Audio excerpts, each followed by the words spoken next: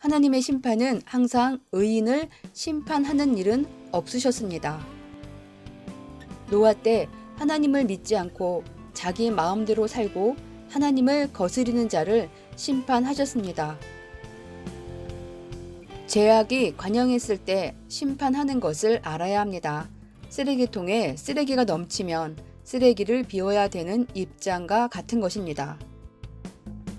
하나님은 매일 심판을 하신다 하셨습니다. 매일 말씀의 칼을 가시며 그로 축복 주실 자는 축복을 주시고 심판하실 자는 심판을 하십니다. 행한 대로 늘 갚아주어야 하기에 시간을 늦추지 않고 제때 제 시간에 행하시는 하나님이심을 확실히 알아야 합니다. 지난 토요일 비온 후라서 산책로 보수 작업을 하고 치타솔 쪽으로 왔는데 뒤따라 오던 차가 방전되어 못 오고 있었습니다. 선생은 뜻이 있다는 감동만 가지고 서둘러 가자고 할 때 그 순간 대둔산 쪽을 쳐다보니 너비가 100m, 200m는 되는 큰 무지개가 보였습니다. 그 순간 노아의 홍수 심판이 생각났고 그 후 축복하신 것이 생각났고 증표가 생각났습니다. 이번 기회를 통해 하나님이 우리를 사랑하심을 입증하는 것을 무지개로 보았습니다.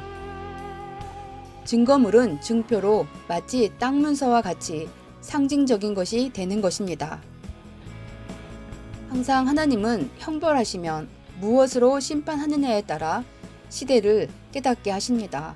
코로나는 전염병입니다. 병은 더러우면 생깁니다. 이러한 심판의 내용을 보면 심판의 대상을 알 수 있습니다. 지난주에 코로나 걸린 사람과 스쳐간 사람을 만나게 됐습니다. 그런데 모든 사람을 검사해 봤을 때 우리는 하나도 이상이 없었습니다. 섭리는 3단계를 미리 시작하고 있습니다. 스스로 조심함으로 완벽히 해나가야 합니다.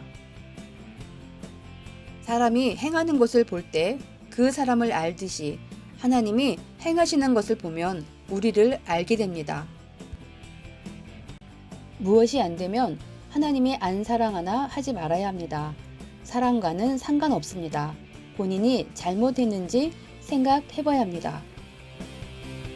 물개 형상석처럼 하늘을 향한 마음, 형제를 대하는 마음이 넓게 너그럽게 크게 뚫려야 합니다. 또 하나님께 행하는 형체가 확실하고 화끈해야 됩니다. 아브라함에게는 축복해 주시고 아들 이삭을 낳게 하며 그로 인해 번창하게 되었습니다. 하나님은 축복의 증거로 이름을 아브람에서 아브라함으로 바꿔 주셨습니다. 노아의 아들 함이 못한 믿음의 조건을 아브라함이 이어서 그 사명을 하게 됐습니다. 야곱도 집을 떠나 쓸쓸히 외갓집으로 갈 때 하나님이 내가 너와 함께 하리니 걱정하지 마라 하셨습니다. 야곱은 말씀하신 그 자리에 증표로 제단을 쌓았습니다. 그 후에 야곱이 차지하고 번창하는 역사가 일어났습니다. 요셉도 미움받고 쫓기며 어려움을 당할 때도 다 뜻이 있었습니다. 그 증표로 꿈을 주었습니다. 모든 증표를 귀히 여겨야 합니다.